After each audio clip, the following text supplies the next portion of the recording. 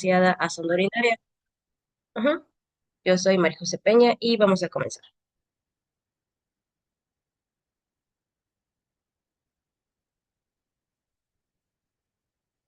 Mm, ¿Sí les cambio las diapos? ¿O siguen viendo como el título?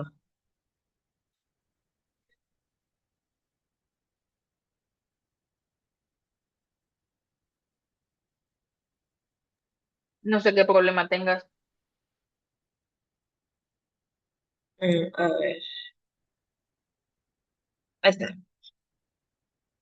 Bueno, entonces, para empezar, vamos a hablar una pequeña introducción. Las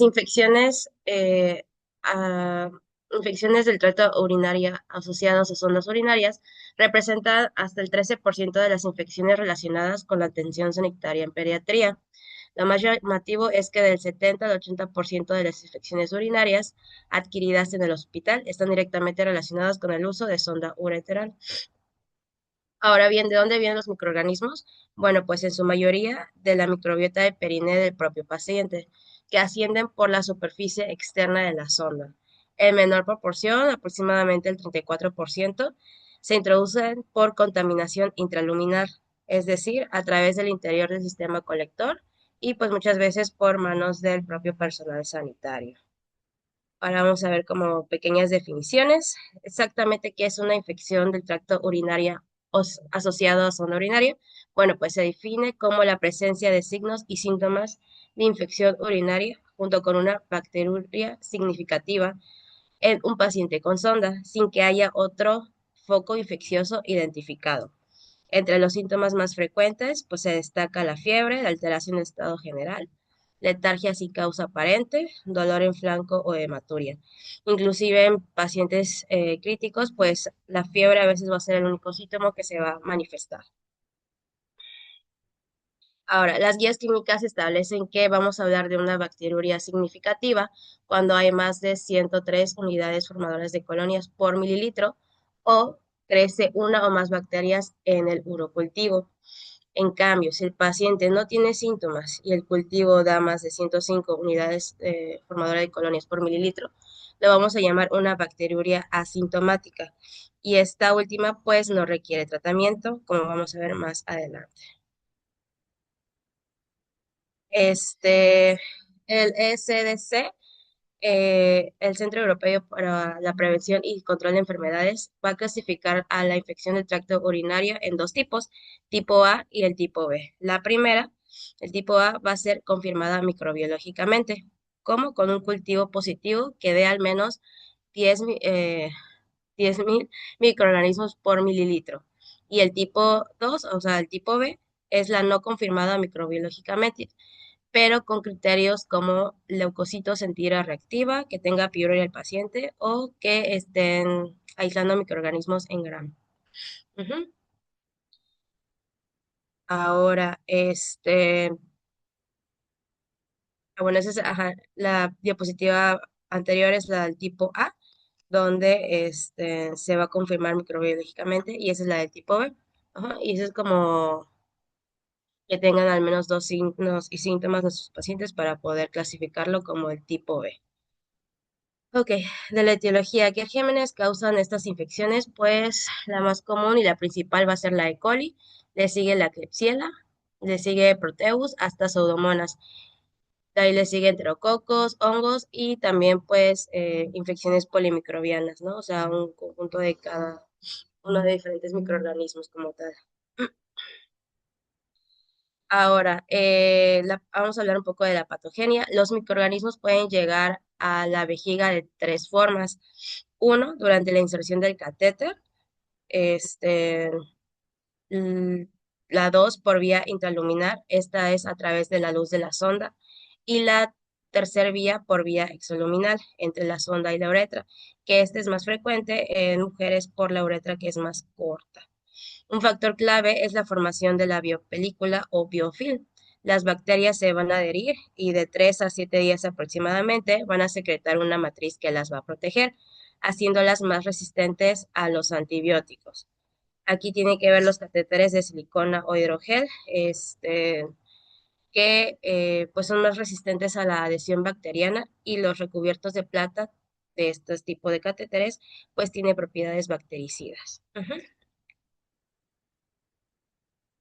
Ahora, el diagnóstico, pues vamos a combinar criterios clínicos y microbiológicos. Dentro de los clínicos, pues bueno, que cumpla o que tenga al menos fiebre mayor o igual a 38 grados, que tenga tensión suprapúbica o urgencia urinaria, o que tenga piuria, o sea, que tenga más de 10 leucocitos por mililitro. Y dentro de los criterios microbiológicos, pues en pacientes que no tengamos con tratamiento antibiótico, que tenga más de 10.000 unidades formadores de colonias por mililitro y en pacientes con antibióticos que tengan menos de 10.000. Ujú.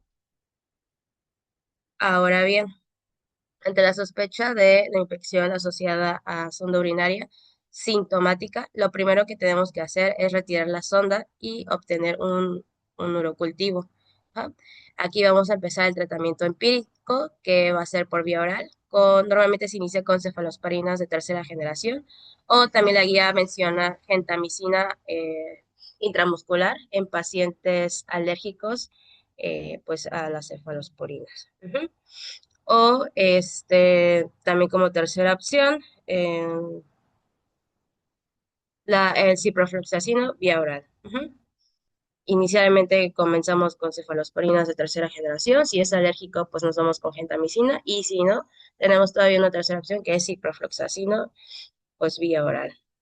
En aquellos pacientes que están graves o que presenten intolerancia a la vía oral, se va a usar una vía intravenosa. La opción número uno, pues va a ser igual los aminoglucósidos, de preferencia la gentamicina, y en pacientes menores de 3 meses se debe añadir de forma empírica ampicilina para poder cubrir también los enterococos. Ujú. Ahora bien, si nosotros estamos sospechando de un paciente que tenga sepsis o que tenga meningitis o que ya tenga alguna insuficiencia renal o por el contrario, que ya tiene un daño severo, ya sea a nivel neurológico o neurosensorial, pues como única opción vamos a usar los de cefalosporinas de tercera generación, tal cual. Ahora bien, mm, en pacientes que tengan infección o una colonización previa por bacterias productoras de beta-lactasas de espectro extendido, nuestra opción número uno van a seguir siendo los aminoglucósidos en dosis única, pero, o sea, con eso tenemos que tener nuestras pruebas de función renal de nuestro paciente que estén pues en óptimas condiciones. Y ajá. Ah, bueno, aquí lo repetí, pero bueno, si sospechamos de sepsis o meningitis, pues bueno, nuestra primera opción van a ser los aminoglucósidos. Ahora bien, una vez conocido el resultado del cultivo, pues se debe proceder a dirigir el tratamiento, tanto ya sea IV o como vía oral, todo de acuerdo con el antibiograma que tengamos de nuestros propios pacientes, pues se deben seleccionar los antibióticos con mejor difusión en el parénquima renal y que tenga baja toxicidad, que sea mejor tolerado y con el menor espectro posible. La duración de estos tratamientos pues dependerá, ¿no? Normalmente la guía marca de 7 a 14 días, pues todo depende de la función el grado de respuesta que tenga nuestro paciente. Y también remarca la guía que la bacteriuria asintomática pues no precisa de tratamiento como tal. No se recomienda el uso de antibióticos profilácticos en la inserción, mantenimiento o retirada de la sonda uretral. Y como recomendaciones, pues solo utilizar la sonda cuando sea estrictamente necesario, ¿sale? Si nosotros identificamos ya que nuestro paciente tenga o inicia con un cuadro de infección de vía urinaria, pues como dije al principio, tomar nuestro cultivo y retirar la sonda, retirarla cuando no sea necesario. Siempre pues colocarla o decirle a nuestros compañeros de enfermería que la coloquen con una técnica estéril para evitar el menor grado de contaminación. Higiene de manos antes y después de cualquier manipulación y mantener siempre el sistema de drenaje de la bolsa cerrado y por debajo del nivel de la vejiga. Y ya como tal, pues es como un mini resumen de todo el tema. Si nosotros sospechamos o tenemos ya síntomas en nuestro paciente, y ya tenemos como una bacteria positiva, pues necesitamos un recambio o una retirada de la sonda con su toma de urocultivo. Esto más los criterios clínicos o criterios microbiológicos que tenga el paciente. Y recordar, el tratamiento va de 7 a 14 días aproximadamente, depende de la respuesta del paciente. Normalmente en la vía empírica empezamos con cefalosporinas de tercera generación, todo, bueno, de preferencia vía oral. Si no se puede, si es intravenoso, pues comenzamos con aminoglucósidos, con pruebas de función renal que veamos de nuestro paciente que estén pues en rangos normales. Y con pacientes colonizados o portadores de beta-lactamasas, vamos a ocupar aminoglucósidos o con carbapenémicos si el paciente está grave o con meningitis o ya un choque séptico de foco urinario. Ujú. Y pues eso prácticamente sería todo, doctora.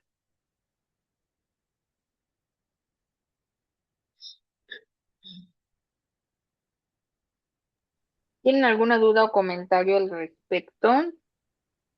Prácticamente también esta guía, bueno, este tipo de patologías es muy puntual, no vamos a englobar toda la fisiopatología de una ITU.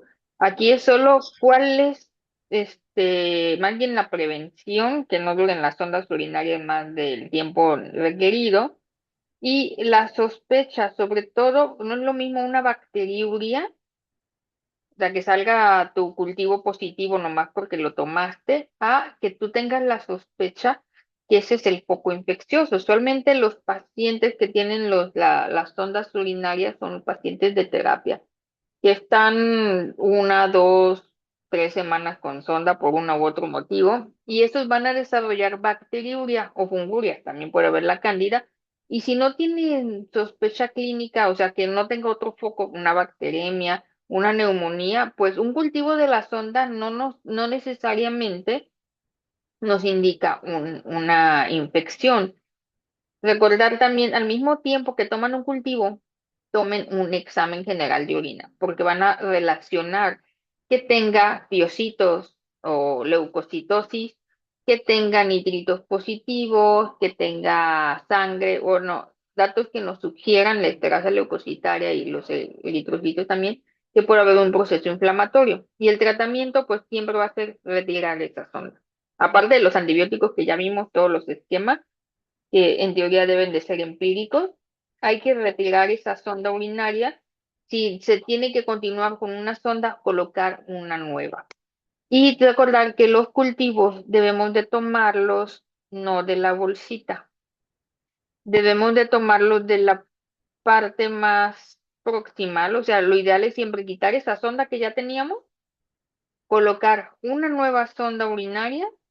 Y en esa nueva sonda urinaria, ahora sí con la nueva, tomar una muestra de un nuevo urocultivo. Porque si tomamos un urocultivo a una sonda que lleva una semana ahí, esa biopelícula que vimos que se formó puede ser la colonización que estamos diciendo.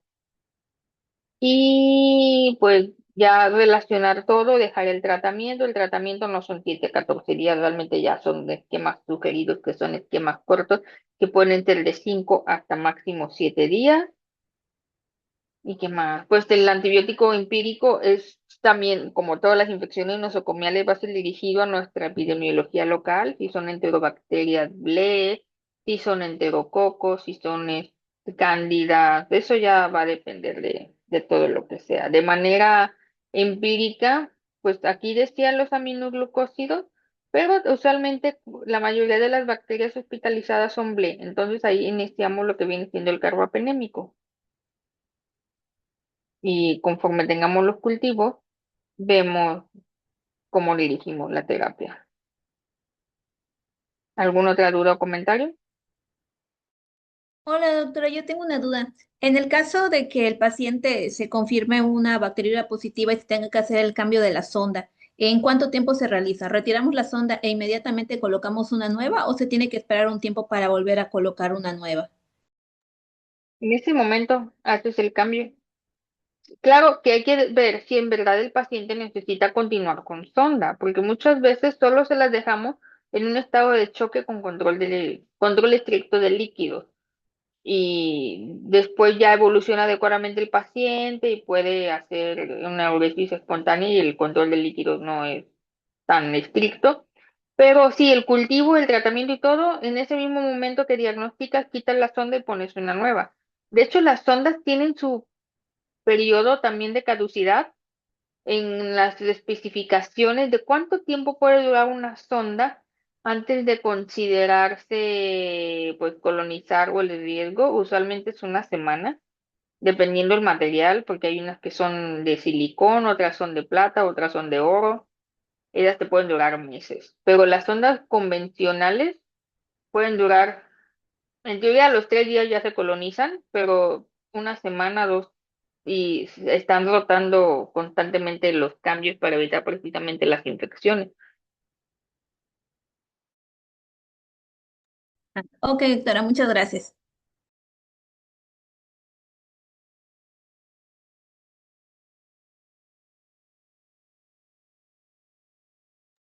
¿Alguien más?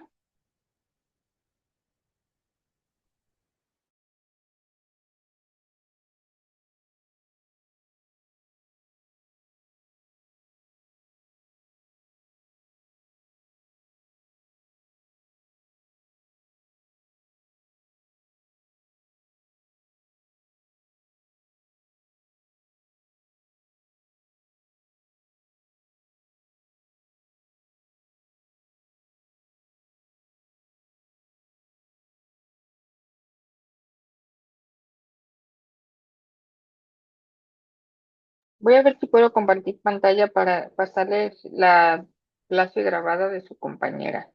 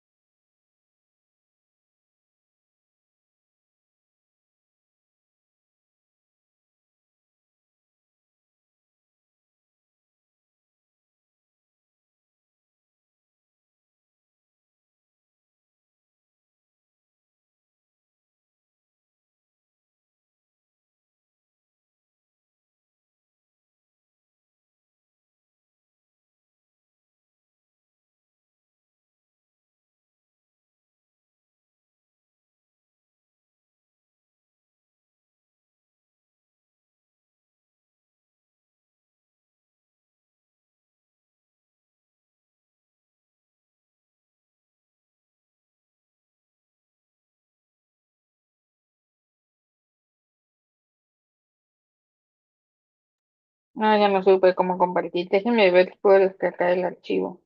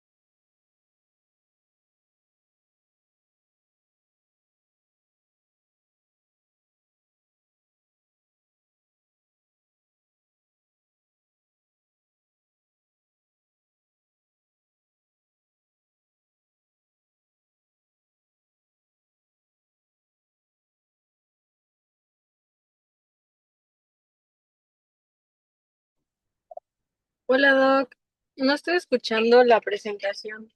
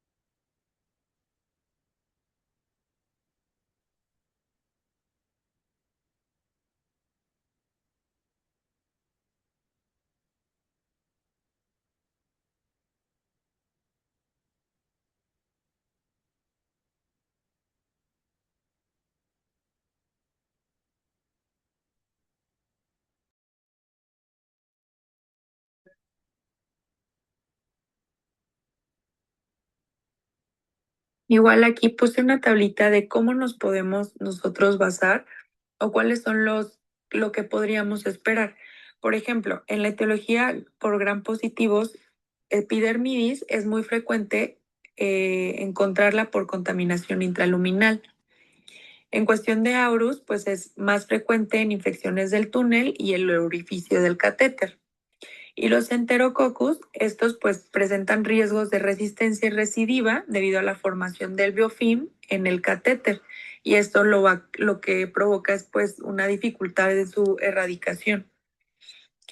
En cuestión de la etiología por gram negativos, E. coli, que su origen sería transmural y suele responder bien al tratamiento. En cuestión de las pseudomonas, que es de difícil manejo y suele requerir retirada del catéter por afectación del túnel, y la polimicrobiana, que esta nos haría sospechar, pero de una catástrofe abdominal. Y esta ya sería una urgencia quirúrgica por su alta mortalidad. En cuestión de sus manifestaciones clínicas, eh, aquí destacamos tres, que sería presencia de síntomas y signos de inflamación peritoneal, ya sea dolor abdominal espontáneo en la palpación y rebote abdominal, que este es muy frecuente, en el cual nosotros vamos a hacer una evaluación objetiva para poder determinar la gravedad de la enfermedad. Nosotros, hola, buenos días. Hoy vamos a abordar el tema de peritonitis asociada a diálisis peritoneal.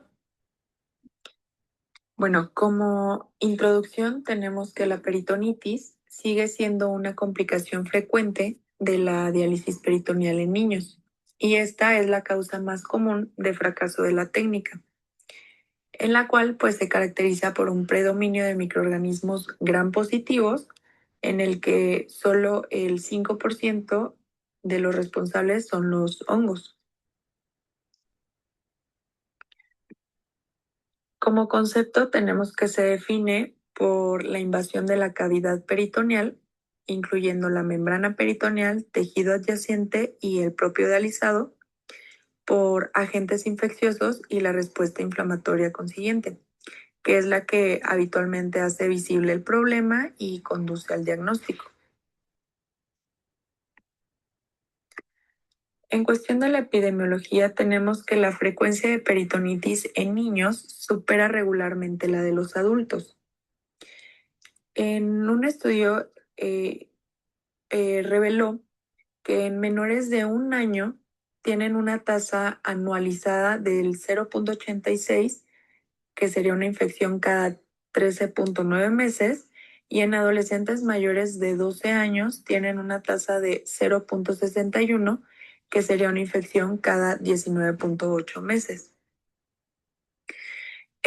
También su frecuencia se ve afectada por el tipo de modalidad que se utilice, con tasas mejores para los pacientes que reciben diálisis peritoneal automatizada en comparación de aquellos que reciben diálisis peritoneal ambulatoria.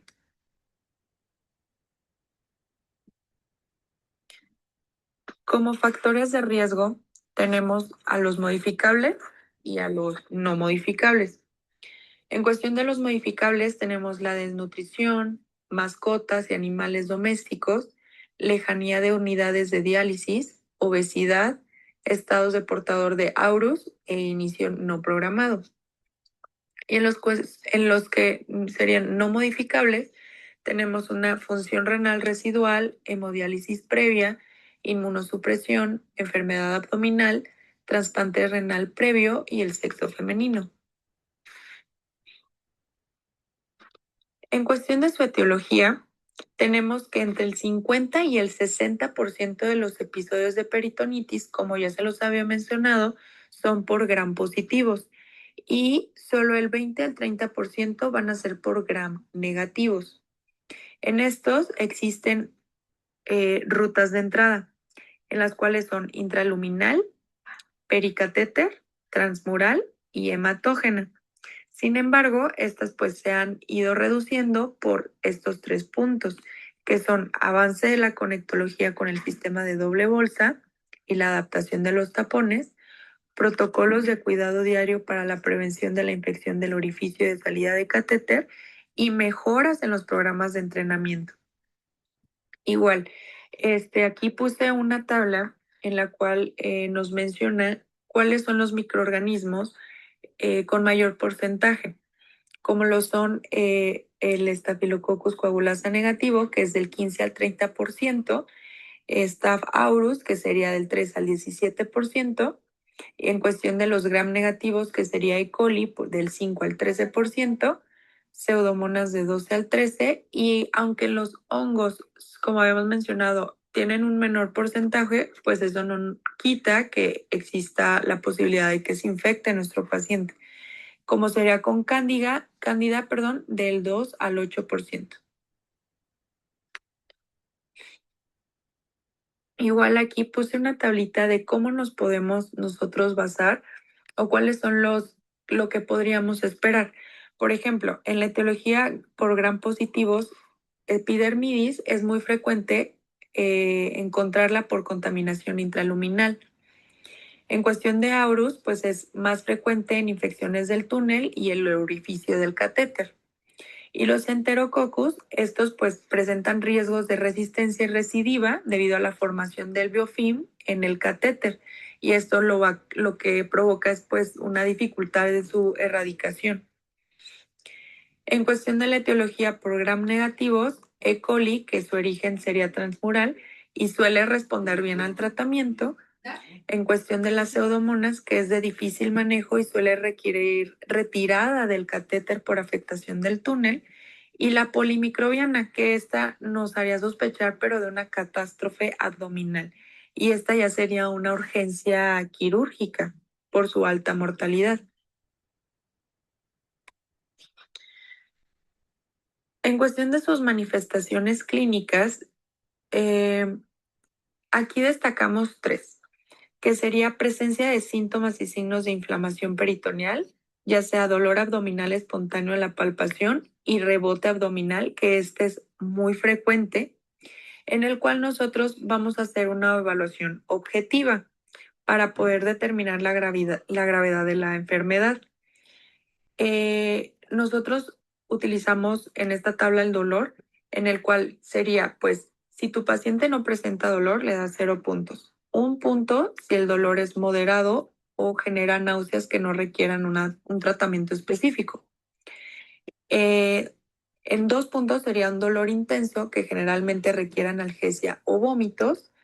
Y 3 puntos, dolor peritoneal con abdomen tenso o intestino paralítico. En este también se le agrega la fiebre, que sería 0 puntos en menor a 37.5 grados centígrados, 1 punto de 38.9 y 2 puntos mayor a 38.9 grados de temperatura.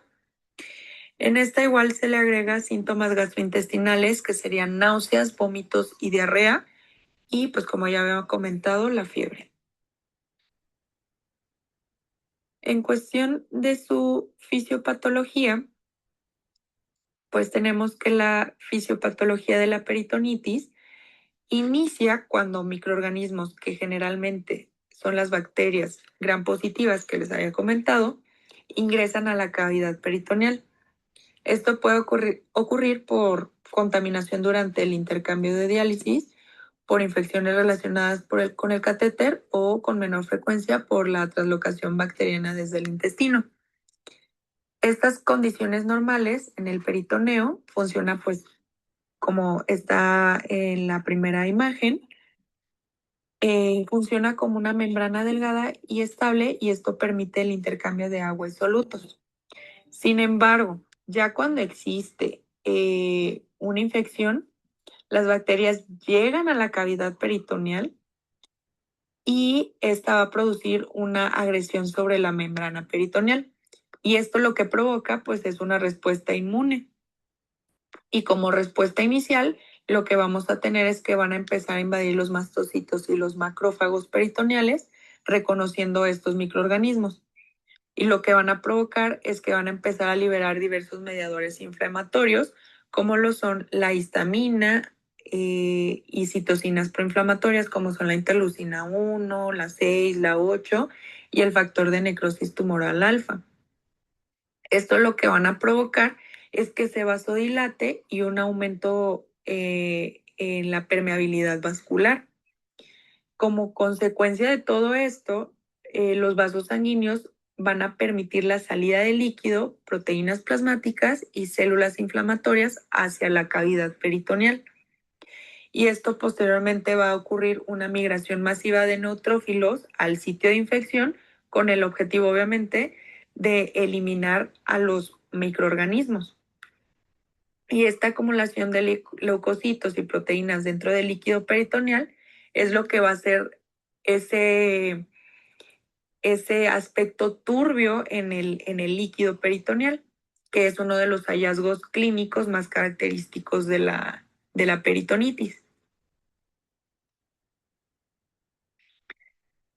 En cuestión de su diagnóstico, pues vamos a basarnos uno en la clínica, que sería la presencia de síntomas y signos de inflamación peritoneal, síntomas gastrointestinales, fiebre y un cultivo positivo, así como también la presencia de líquido peritoneal turbio con más de 100,000 leucocitosis y un recuento en la fórmula leucocitaria superior al 50% de los polimorfonucleares. Así como también vamos a tener la confirmación microbiológica, en donde vamos a observar los microorganismos en la tinción de Gram del líquido peritoneal o el cultivo de este mismo. ¿Cómo vamos a tratar a nuestros pacientes? Bueno, pues para ello existe un tratamiento empírico. Pero nosotros, antes de tratar a nuestro paciente, tenemos que tener muy en cuenta que el diagnóstico y el inicio del tratamiento, entre más precoz, es mucho mejor. Entonces, en cuanto detectemos, el inicio tiene que ser inmediato. Debe evitarse iniciar el tratamiento sin una recomendación